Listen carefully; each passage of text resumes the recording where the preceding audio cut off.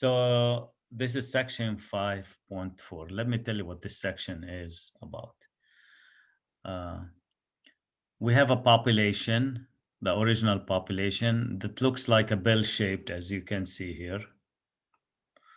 And we're gonna collect samples from this population of any size. I'm gonna start with the small samples, and then we'll do large samples.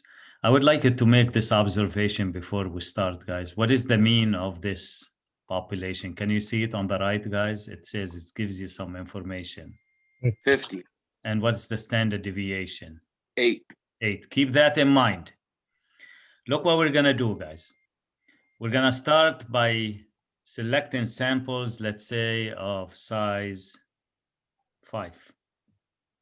So that means the applet, it's gonna pick 5 members and find the mean of those 5 members. So it's gonna find the sample mean. Let's say it picks numbers 1, 2, 4, 8, 9. So it will do 1 plus 2 plus 4 plus 8 plus 9 divided by 5 and give me the answer and put it, just on the right here. It's gonna show it to us. We're not gonna pick only one sample. We're gonna pick thousands of samples. And we're gonna see what happens as we collect, thousands and thousands of samples and find the mean of each sample. I want you not just to observe what's going to happen. It's all gonna happen, guys, before even you blink your eye twice. But I will run it slowly first, and then we'll do large samples. So I'm gonna ask the applet to pick just one sample for me of size 5. Look how the applet is working. See what's going on right here in the middle. And then you will see what's going to happen at the bottom.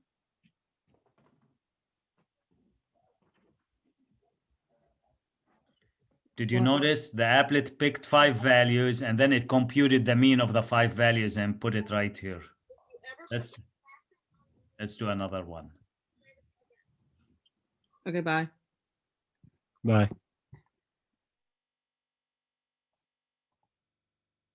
See, that's the second. So it picked 2 samples already for us. It found the mean of the first sample and the mean of the second sample. Let's do one more time just to have a feel. It's going to compute the mean and it's going to put it down. Okay. Now, instead of picking 3 samples, guys, I'm going to pick thousands of samples. You can see it right here. So that's 1,000 times. That's another 1,000. I'm going to pick about 10,000 samples. Okay.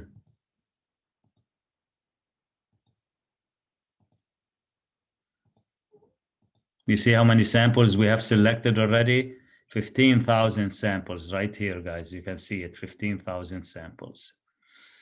What the applet did, guys, it all happened for real in the background. It was computing 15,000 means and put all those means here together. So here are the original values, and these, the ones in green, are the means from the samples, and I have 15,003 of them. 15,000. Professor. Yes. What is this for the new section 5.4? Yes. Oh, okay. I thought that was for the project. I was confused. No. It's just for the section 5.4. All right.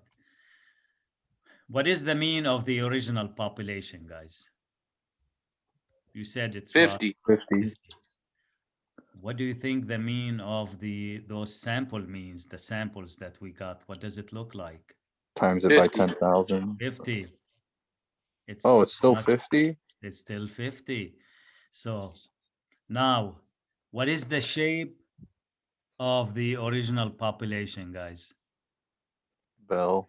What is the shape of the sample means? It's also what? A narrower bell. Yeah. A bell shape, very much a bell shape. Symmetric. Which one has more variation? The original population or the sample means population? The original. The original, because it looks like the data is more widely spread than the collection of the sample means that we got. Remember, guys, in real life, it is always easier and better and more efficient to work with a distribution where the standard deviation is lower, because when the standard deviation is lower, we have more consistency with the mean than when it is large. I would like you to look at the standard deviation here. What is it for the original population? 8. 8. What is it for the sample means distribution? 3.56. Which is lower. Lower is better because we have more consistency. Why Now, does it shift though? what is it? Why does it shift though? I don't get that. Why the standard deviation will be lower? Yeah, because like usually, look, let's say the mean is 50 and one student, and let's say this is a mean test score. Let's say a student's score a 70 and another student's score a 30. You know, the 70 is too high, it's way above the mean, and the 30 is way below the mean. But if you bring the two scores together and find the average, what would be the average? 70 plus 30, 100 divided by 2 will become very close to mean. So what I'm trying to tell you, when you work with samples, you can balance out the pluses and minuses and come very, very close to the mean. And that's why the standard deviation is lower. Now, I'd like you guys to do this for me. I'd like you to take the 8 and divide it by the square root of 5 and tell me what would you get as an answer. So 8 divided by square root of 5.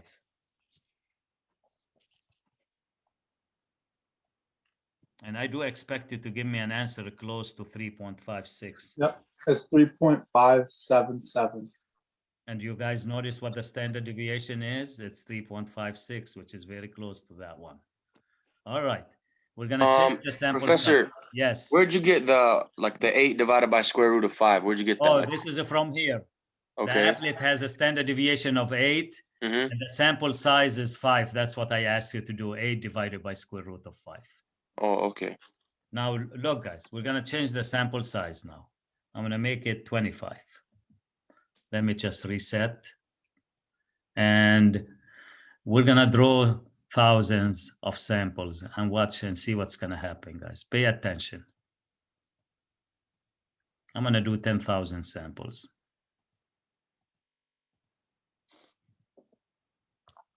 Oh, I did more. So let me just do 15. Okay, 15,000 samples. Okay. Look, guys, the original population has a mean of 50 and standard deviation of 8. Look at the new distribution of the means. It looks like a lot. Do you guys agree with me? It's a lot narrower than the original population. That means it's a smaller standard deviation.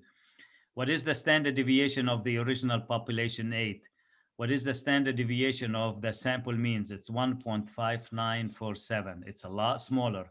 What I like you to do, guys, can you divide 8 by square root of 25? I got the same thing, 1.6. Exactly, 1.6. And what is the mean here? Can you read the mean for the 50? 50. If you round it, it is 50. Okay, keep what you observe, just handy, because we're going to write it down in a little bit. Now, guys, this is what I'm going to do. I'm going to make my distribution skewed, not normal. So just give me a second. Okay. Guys, this is not a normal distribution anymore. Okay. I'm going to change the sample size, make it probably 36, for example. And look, what's the mean? Can you read the mean for me? The original population, 44.0789. I mean, I can make it look a nicer number. Let me just fix it a little bit. It's a little bit hard. Okay, let's leave it. So that's the mean and that's the standard deviation. We're gonna draw samples of size 36. So each sample has 36 values. I'm gonna do 10,000 samples. Watch, guys, see what's gonna happen.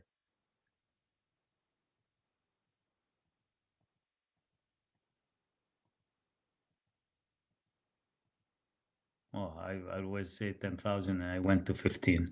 Okay, no problem. What is the mean of the original population, guys? Can you see it's 43.87? Let's round it to one decimal. So it will be 43 point what? 9, Okay. What is the mean of the sample means? 43.9. Wow. Okay. I have no control of this applet, guys. It's all doing things randomly. What is the standard deviation of the original population? 10.756, correct? I'd like it to divide 10.756 by square root of 36. What would you get, guys?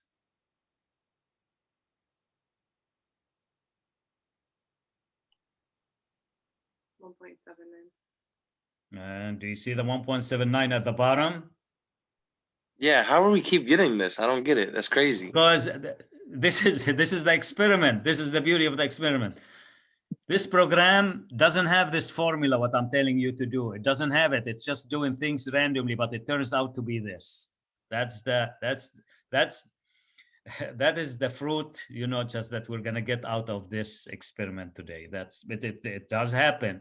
And do you guys agree with me that the means that you drew here, the 15,000 means, look like a bell-shaped, whereas the original population is not bell-shaped? Can we agree on this? Do you see that? It's a bell-shaped curve. So when you work with the means, you will always get bell-shaped distribution. But when you work with the original population, sometimes it is bell-shaped, other times it's not bell-shaped, just like in this example. Okay, so you notice, guys, when you work with the means, we get the same mean. Mean is the same as the mean, but you notice the standard deviation is a lot smaller, and the shape of the new distribution is always a bell-shaped curve. And I just, all right. So first of all, I said, watch the simulation demonstrated in class carefully, and then write your observations below. So I ask you to watch with me. We're gonna write the observations together. What we're doing, it's called sampling distribution, and this is formed when samples of size n are repeatedly taken from a population. I did use n equals 5. I did use n equals 25. I did use n equals 36. So I used, you know, different sizes of the sample. What we just concluded, guys, it's called the central limit theorem. And we're going to use mu for the original population mean, and we're going to use a mu of x bar for the mean of the sample means. When I showed you guys two graphs, the first one at the top, the black one, was for the original population X. And the second one that I showed you right at the very bottom in green, guys, looked like this, looked thinner. And that was for X bar.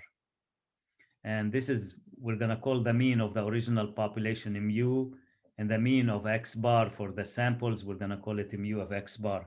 But you notice, guys, that the two means were exactly the same. That's the conclusion here.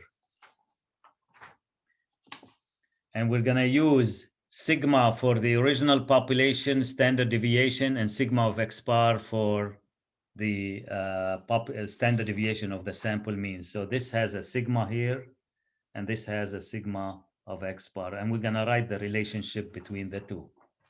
So what is the first observation that we came up with, guys? We came up with that the mean of the sample means, the mu of x bar, is exactly the same as the mean. Whether you do the top curve or the bottom curve, they have the same mean. But did you guys notice that the standard deviation is not the same? So the standard deviation of the sample means is equal to the population standard deviation sigma divided by, what did I ask you to divide by, guys?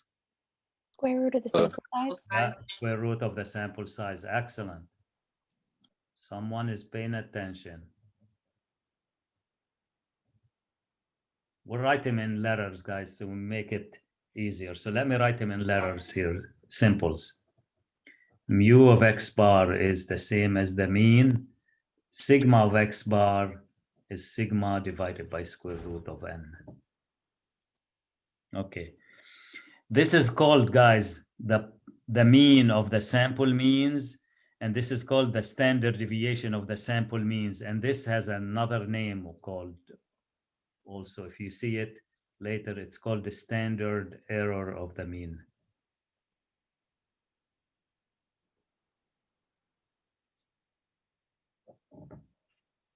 All right.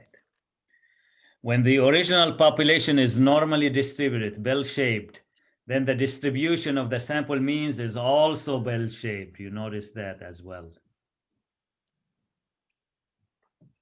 regardless of the sample size. Now, when the original population is not bell-shaped, something like that, guys, that's what I drew, the last thing I did. I did something that wasn't bell-shaped. But it turns out that the distribution of the means was bell-shaped as well. But I remember I used a sample size of 36, which is considered large. In statistics, guys, a sample is considered a large sample when it is 30 or more. So when the original population is not bell-shaped, the distribution of the sample means is bell-shaped if the sample size is 30 or more. And that's why I picked 36. So when you don't have original population being bell-shaped and you want to work with samples, you have to make sure that your sample size is 30 or more. If your original population is bell-shaped, it doesn't matter what the sample size is. It can be 2, 3, 4, 5, whatever. It can be any size. The only restriction is when your original population doesn't look like a bell-shaped curve, you have to make sure that the sample size that you select is 30 or more. So any population distribution, you need to make sure that the sample size is 30 or more. Normal distribution, it says any n right here. It could be any sample size. And the conclusion of the central limit theorem, guys, is this. The mean of x bar is the same as the mean, and sigma of x bar is sigma divided by square root of n.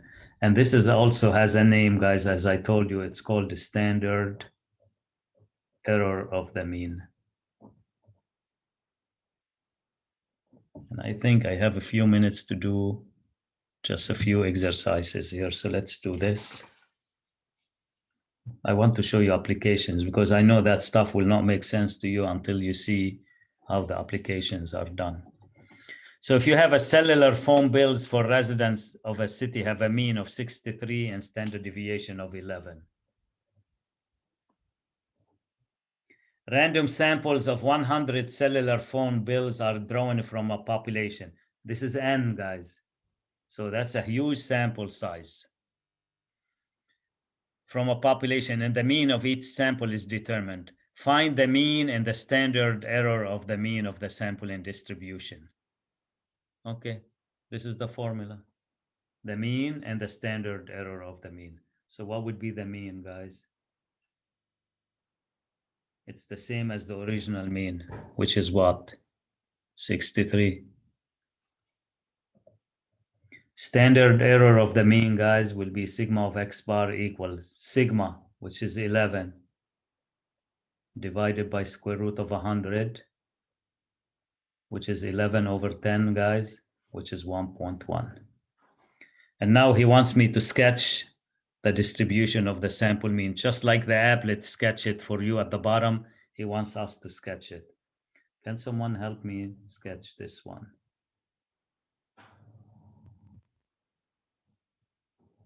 Sketch it, guys, means put the mean and 3 values to the right and 3 values to the left. So what would be the value in the center here that I would put there?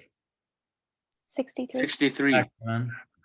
And then Okay. 11 for the first standard deviation up. So it'll be 74. Okay.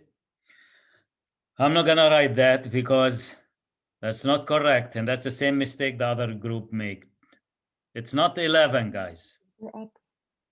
64.4 or 64.1. How did you know that? It is correct. 1.1. Exactly, because we're working with X bar. The only thing, guys, that you need to know, and that will be a very good conclusion to today's lesson. When you work with X bar, you don't use the original standard deviation 11. You use the one that you divide by the square root of a sample size. You use 1.1. So it will be exactly what the student said, 64.1, 65.2, 66.3. And then subtract 1, guys. It will be 61.9, 60.8, and then 59 point what? We need to subtract 1, so 59 point.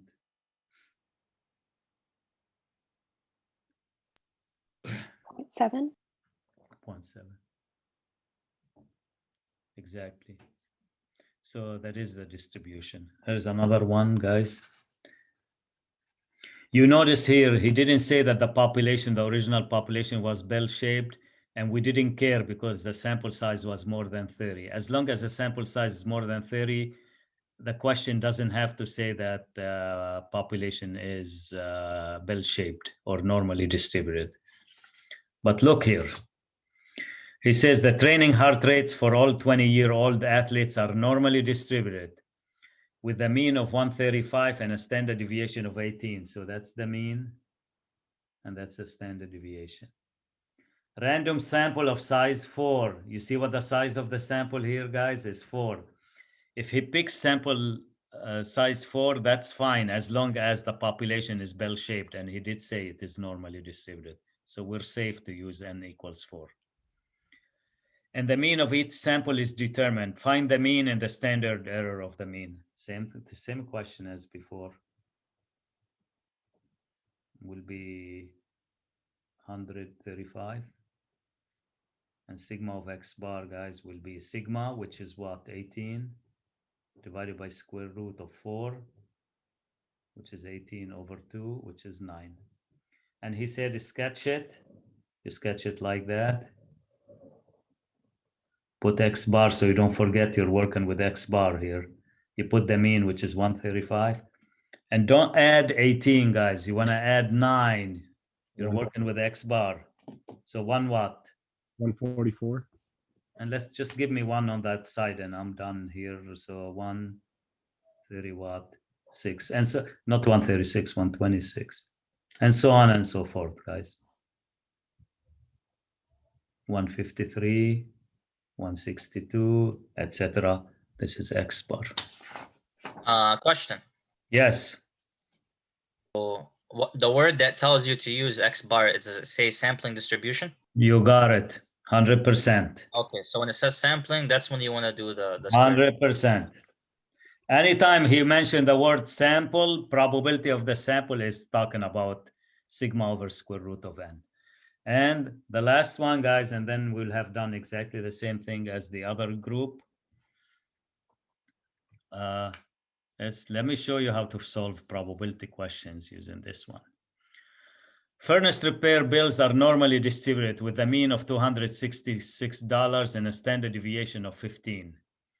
If 36 of these repair bills are randomly selected, find that the probability that they have a mean cost, I was just going to change this, between $266 and $268. Okay, he wants a probability that they have a mean cost. So this is the mean, this is the standard deviation, and this is n, guys. You see what's been added to the show? The sample size. Okay, what do I put here? Help me out. So it goes what? Do you guys agree 266 should be on the left? 268 should be on the right. And what variable do we usually put here? X. Okay, but it's not going to be x this time. That's the difference between this section and the other sections. What is the question? What is the probability that they have a mean cost? What's the symbol for the sample mean, guys? It's not x. What do we use? Mu of x bar. Exactly. X bar. This is the only difference between the previous sections in chapter 5 and this one. It's about x bar, not x. And let me show you how different it's going to be from what you did before. Not much different. You put 266 lower bound. You put 268 upper bound. You put the mean, which is what? 266. And then you put the standard deviation, and I'm going to make a mistake here, guys. 15, you get 0 if you do this. That's not correct. What is it that I missed? You have to solve. Something you have to do here. This is good. This is good. This is also good.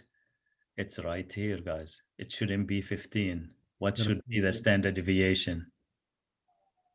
Don't you gotta square root it? Yeah, you mean not square root it. You need to divide by Square root of the Square root sample of what? size. Exactly. That is the only difference between the previous sections and this one. When he asks you to find the probability of a sample mean, guys, make sure when you come to the last step, divide it by square root of sample size.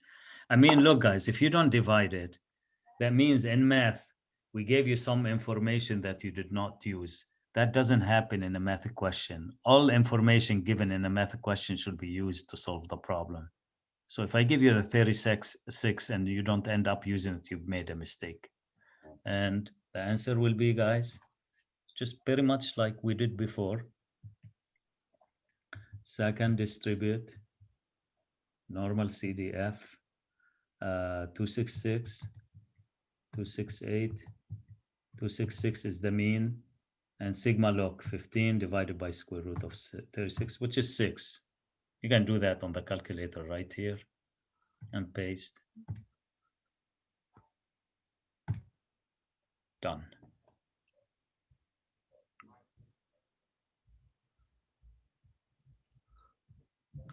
All right. So